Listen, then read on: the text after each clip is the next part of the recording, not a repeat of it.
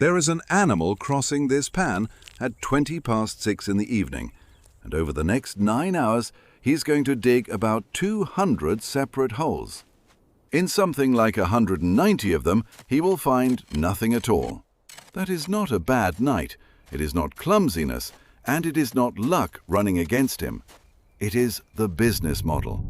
And it is the reason this animal is found across almost the whole of a continent, while far better hunters are not. That sounds like failure until you understand what he is actually being paid for, and then it stops being failure and becomes a survey. Because this is not hunting in the way you are picturing hunting. There is no stalk, no chase, no ambush, and no target chosen in advance. It is a search run at scale across an entire landscape every single night by an animal that owns no store of food and has no way to keep anything until tomorrow. Stay to the end, because the last hour of tonight is the part that decides whether any of the work counted, and it has nothing to do with food. Here is the whole night before we take it apart. At 6:20, he comes out of a hole he did not dig, in a burrow he does not own, and starts walking. At 9:10, he has opened 40 holes and eaten roughly the equivalent of one mouthful. At 11:30, he finds the first thing all night that is worth more than the walk to it, and it is underground, and it fights. At 3:20, he takes a kill off an animal that did the killing, which costs him almost nothing, and costs the other animal its entire evening. And at 5:10, with the sky going grey, he starts the genuinely dangerous part of the night, which is looking for somewhere to sleep. Out here, he is called Sefu, and he is a male honey badger in his 6th year. He weighs about 26 pounds. He stands roughly knee-high, and he is built like something poured into a bag of loose skin. His hide is close to 1/4 of an inch thick across the neck and shoulders, and the skin over it is loose enough that he can turn around inside a grip that is holding him. His front claws are nearly 1.5 inches long, curved and blunt at the tips from constant use. He cannot run fast, he cannot climb quickly, and he cannot see well enough to identify a standing animal at 50 yards. And his economics are the strangest part of him, because there is almost nothing in them. He has no cash, no larder, and no habit of burying anything for later. He has no mate helping with the load, no group sharing information, and no territory held by a pair.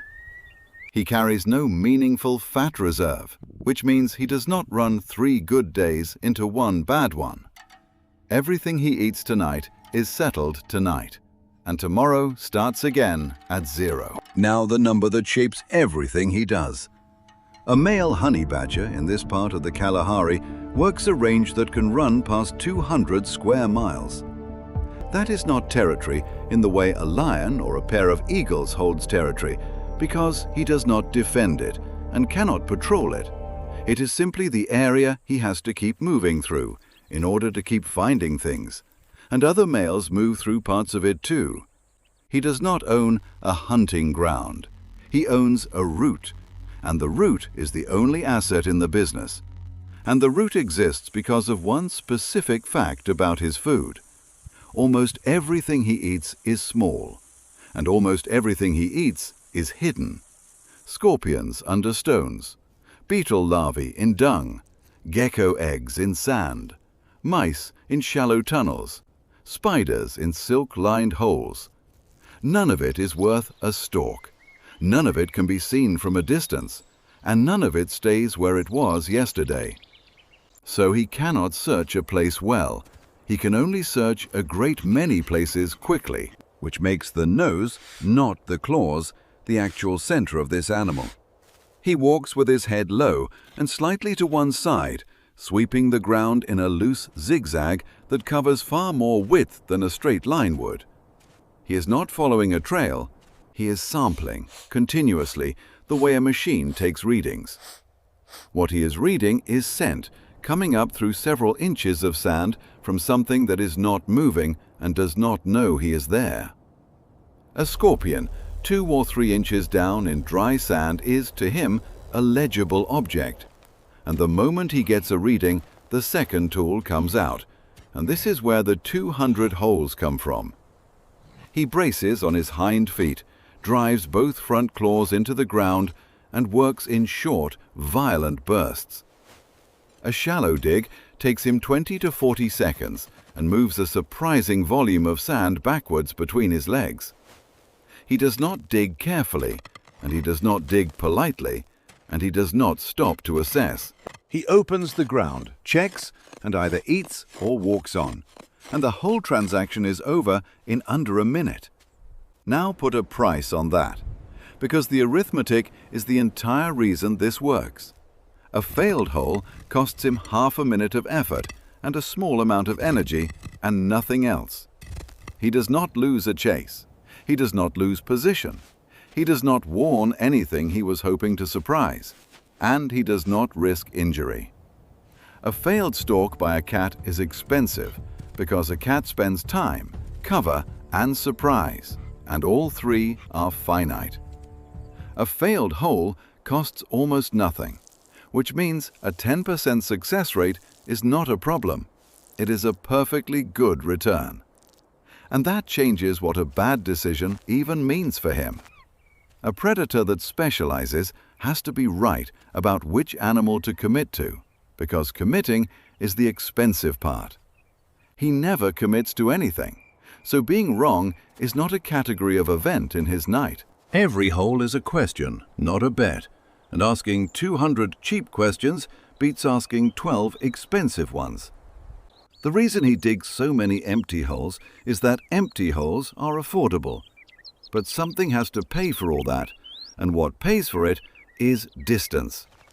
Between 6:20 and dawn, he will cover somewhere between 10 and 15 miles on foot, and none of it is fast. He does not rest properly, he does not lie up in the middle of the night, and he does not return to a base to check in.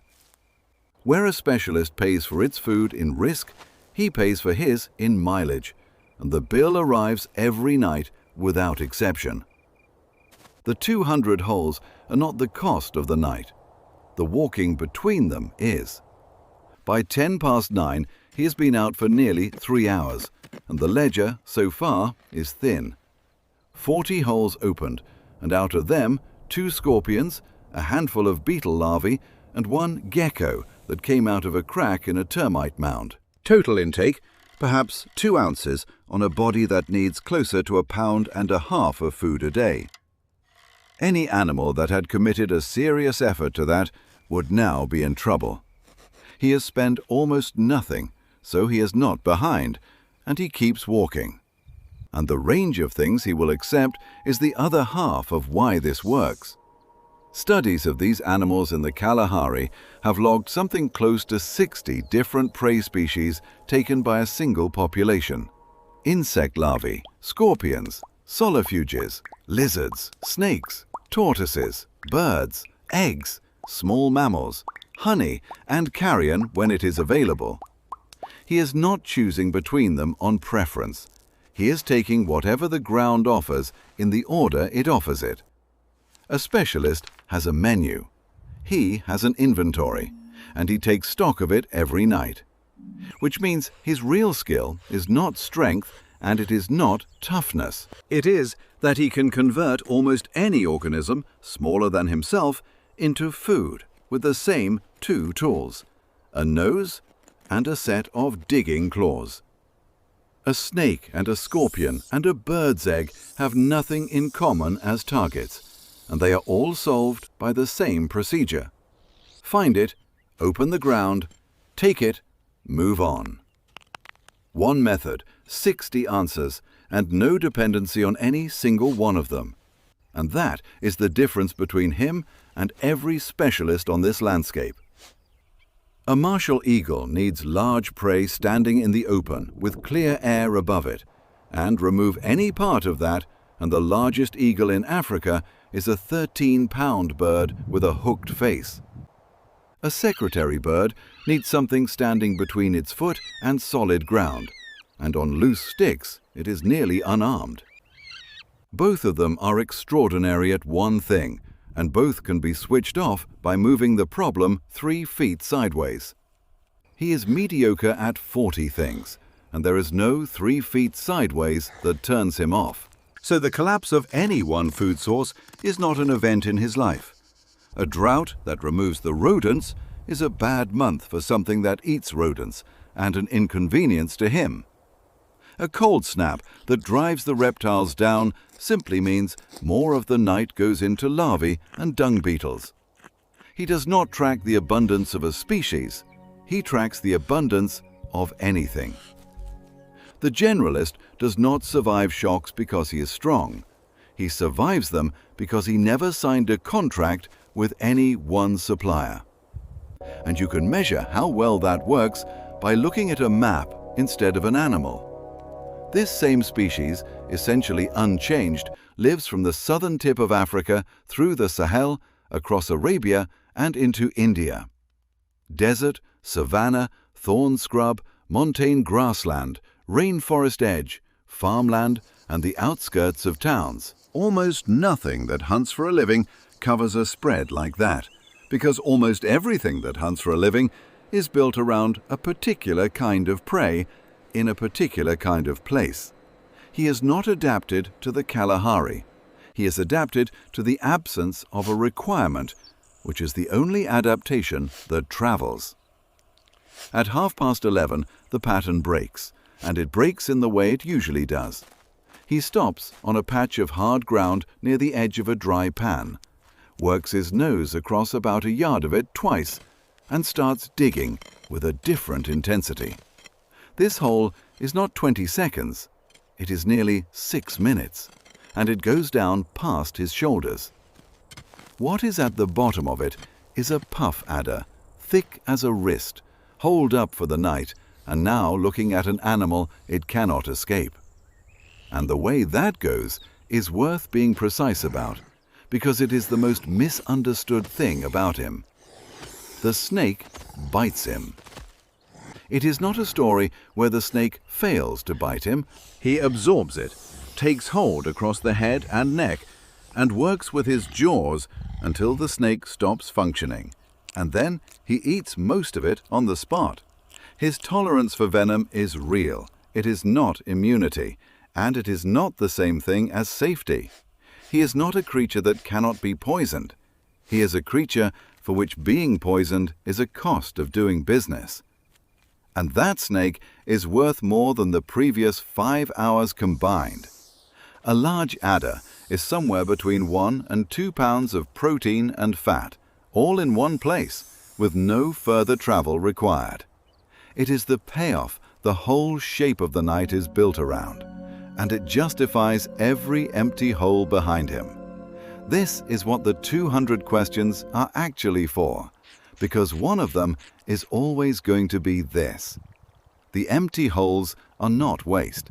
They are the price of the ticket for the one that is not empty. And there is one item on his inventory that comes with a subcontractor, which is worth a moment, because it is unlike everything else he does. A colony of bees in a hollow trunk or an old termite mound is the single largest concentration of calories available anywhere in this landscape. It is also defended by tens of thousands of animals, and it is the one target he cannot find efficiently with a nose at ground level. There is a bird out here that does find them, and the long-standing account is that it will lead a badger to a hive and take its share from the wreckage afterwards. How reliable that partnership really is remains argued over by people who study both animals, and the honest position is that it is reported far more often than it is filmed. What is not in doubt is the reason a hive is worth the stings at all.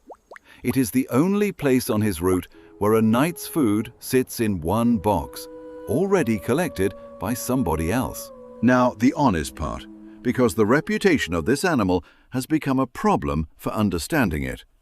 He is not fearless. He is not invincible. and he does not win most confrontations by being ferocious. Lions kill honey badgers. Leopards kill honey badgers. And in the Kalahari, the recorded causes of death for adults include both of them regularly. His defense is not that he cannot be killed. It is that killing him is expensive enough that most animals with an alternative take the alternative. That is a very good position to be in, and it is not the same as being unbeatable. And there is a second honest line that matters more than the first. Breeding in this species goes badly far more often than it goes well. A female raises one cub at a time. That cub depends on her for well over a year. And in studied populations, most of them do not reach independence. The animal walking across this pan is a survivor of a process that removes the large majority of the animals that enter it. The toughness in the reputation is real. What is missing from the reputation is how many of them it does not save. At 20-3, he does the least heroic and most profitable thing he will do all night. A black-backed jackal has killed a spring hare about 80 yards ahead of him, and he goes straight at it, low, noisy, and without any hesitation at all. The jackal is faster than him, more agile than him, and entirely capable of leaving. And it leaves, because the arithmetic on the other side is simple. A possible injury for a meal it can replace tonight is not a trade worth taking. He eats a kill he did not make, and he has spent about 40 seconds. And this is not opportunism at the edges. It is a working part of the model. An animal that audits an entire landscape every night is going to walk past other animals' results constantly. Some of those results are guardable, and some are not. And he only ever tests the ones that are cheap to test. He does not fight for food. He asks, expensively for the other animal, whether it would like to argue. A generalist that will also take other people's work has widened his inventory again without adding a single new skill. And the reason that question works is a piece of equipment he is wearing, rather than anything he does. The hide across his neck and shoulders is thick, tough, and loose, which is a strange combination and an unusually cheap one. It needs no vigilance, no distance, no cover, and no decision, and it is working just as well at 4 in the morning as it was at dusk. A cat's defense is speed and position, and both have to be maintained, and both can be lost. His defense is simply on him, all night, whether he is paying attention or not. And that is what allows an animal with poor eyesight to walk into things on purpose. Because his eyes really are the weak point, and it changes how the whole night looks from the outside. He sees badly enough that a large animal standing still at a distance is not reliably a large animal to him. His world is assembled almost entirely out of scent at close range, which means a warning display aimed at him is a message sent on a channel he is not receiving. What looks like an animal fearlessly ignoring a threat is often an animal that has not resolved the threat into anything worth stopping for. He is not braver than the jackal. He is worse informed, wearing better armor, and unable to be bluffed by something he cannot properly see. But every part of this comes out of one thing, and it is the thing nobody notices about him. He does not build. He digs constantly, all night, hundreds of times, and almost none of it is construction. He has no den that is his, no nest, no cache, no lookout, and no fixed point of any kind in 200 square miles.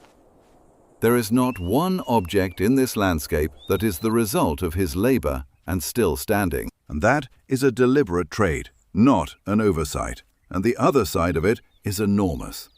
A pair of secretary birds spends 6 years building a platform and then spends every remaining year defending it.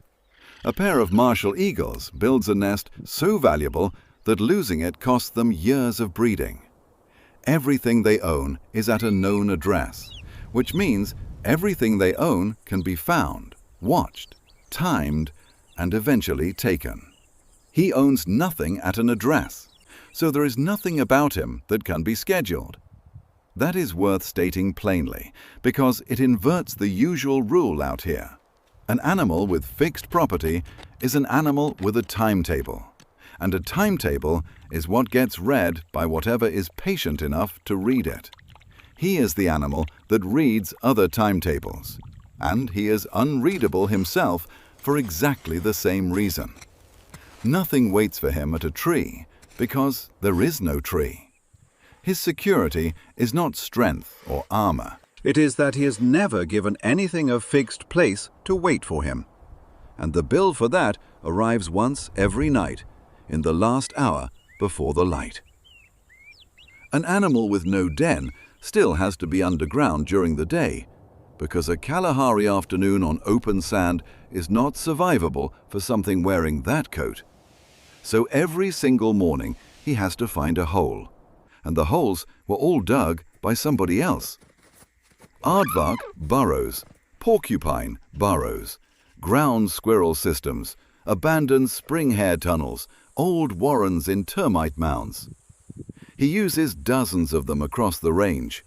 He keeps returning to none of them reliably, and he holds the location of all of them in his head. At 5:10, the sky starts going grey, and this is the part of the night that is genuinely dangerous. He is roughly 4 miles from the nearest hole he knows to be usable, in the open with the light coming. He is not searching now, and he is not sweeping for scent, and he is not digging. He walks a straight line, which is the only time all night he will do that. Everything about the last hour is navigation, and navigation is done entirely from memory, and that memory is the closest thing to property he will ever have. A burrow he used 2 months ago may have collapsed or flooded or filled with sand or acquired an occupant. The one he is walking towards may have a porcupine in it, in which case he keeps walking to the next one, which is another 2 miles. He has no way of knowing that until he gets there, and the sun does not wait while he checks. The map is the asset. It exists only inside one animal, and it dies with him. At 5:25, he goes down a side entrance of an old aardvark burrow, turns twice, and stops about 8 feet in. He has eaten a puff adder, part of a jackal's hair, 2 scorpions, a gecko, an unknown number of beetle larvae, and a mouse. He has walked something close to 13 miles and opened around 200 holes. He will sleep through the heat of the day in a structure that cost him nothing and that he cannot rely on tomorrow.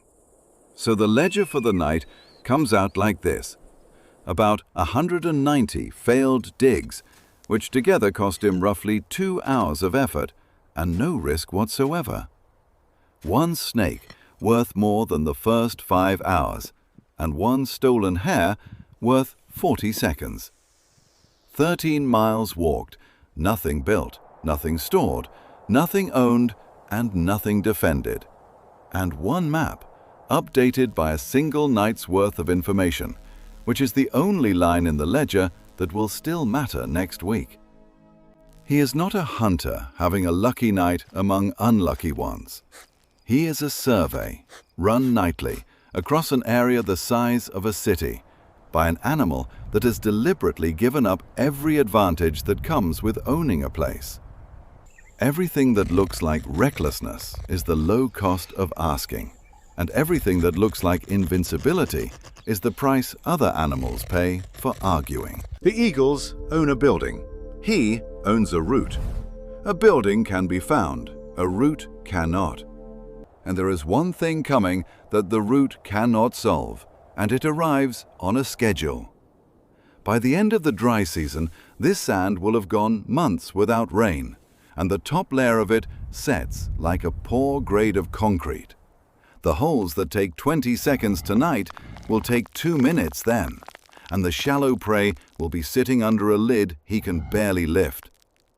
every other tool he has still works perfectly, and the one the entire business runs on is the one that stops. In about 6 weeks, the ground closes, and an animal with no store of food and no fixed asset has nothing to fall back on except walking further, on less, for longer.